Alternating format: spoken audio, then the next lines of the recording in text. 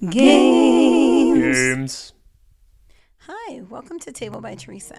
Let's take a look at stuff and nonsense. In Stuff and Nonsense, you take on the role of a Victorian-ish explorer who's, well, afraid of exploring. Then how can you be an explorer? You lie and buy things to make it look like you've gone on grand adventures. Ugh. All while avoiding Professor Elemental, whose imaginary polar expedition fueled your exploits. Cards act as the board in Stuff and Nonsense. Put the Adventurers Club in the center of the table.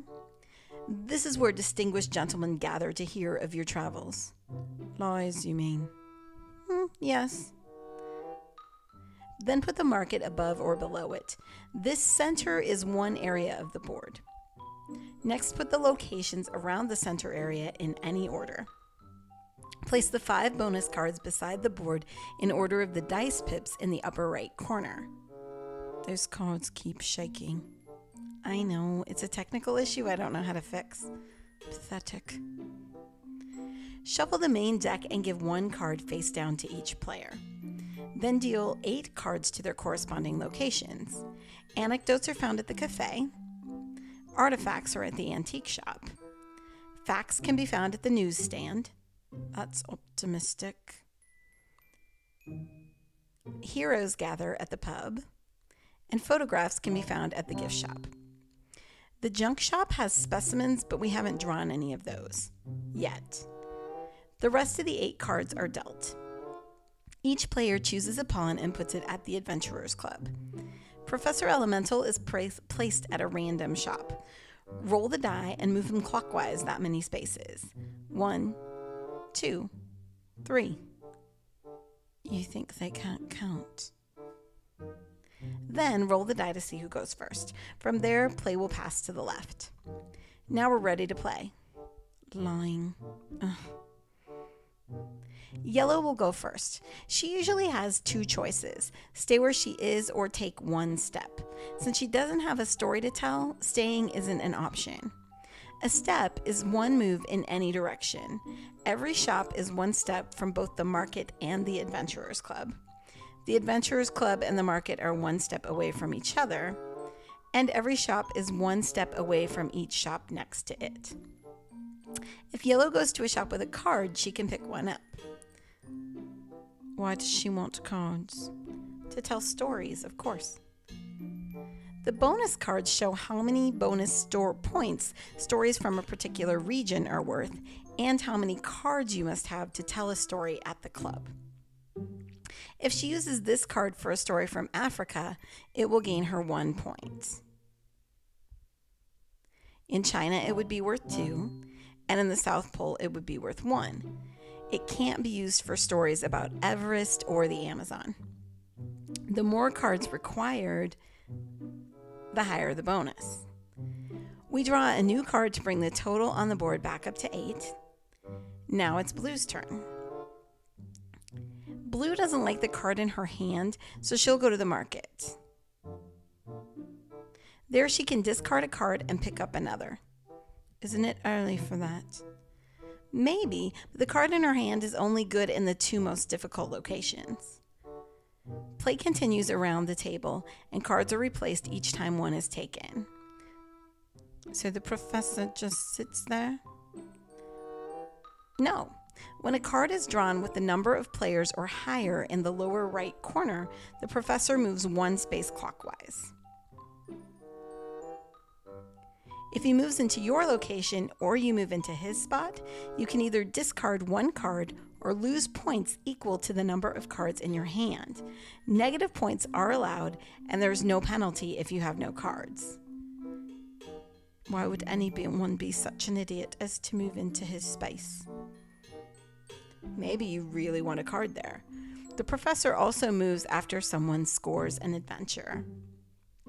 Yellow has collected enough cards to tell a tale from Africa, so she'll go to the Adventurers Club. Stevie the Pac-Man is no use, so he'll return to her hand. But she still has the 2 required cards, and neither is of the same type. That isn't allowed. Too suspicious. Exactly. At the very least, she reads her cards aloud. At best, she makes up a story to connect them, either using the text or just the title of the card to spin her yarn. She adds up the points on her cards with the Africa symbol, plus the bonus on the Africa card, and writes it down. Someone has to keep score. Yes, like a real card game. Then she moves Professor Elemental one space clockwise. The boys at the Adventurers Club get bored easily, as you can imagine, so the card is turned to reduce the bonus. It can't go below its minimum, though. They're also fickle. Yellow rolls a die to determine which locale they want to hear about next. Rolling a 1 or the card you just decreased, in this case a 2, means nothing happens. But any other number will increase their interest in a new location. So if she rolled a 4, China would turn clockwise. If Yellow's hand were empty, she would get to draw a card. But it isn't. Players keep collecting cards and telling tales until they reach the target score, which depends on the number of players. No extra calculations or points for cards in hand or anything. Nope, it's a race. There's plenty to love about Stuff and Nonsense. It's all lies. The cards, they're funny. Some of them are really funny. And they're just a base for ridiculous storytelling. But if your group is inclined to creativity, stringing the cards together will give you all the fun you need. But mixed in with the goofiness is a real game of set collection. Trying for lots of low-scoring adventures for a few high ones, or even those in the middle, work equally well. The game is designed so you can adjust to whatever is available. Professor Elemental creates an interesting tension. Sometimes you'll really want a card where he is likely to go, and you'll just go there anyway and lose a card or points. Or you might go to the Adventurers Club early just to push him toward one of your opponents, which might not thrill them. There's an excellent balance of luck and strategy.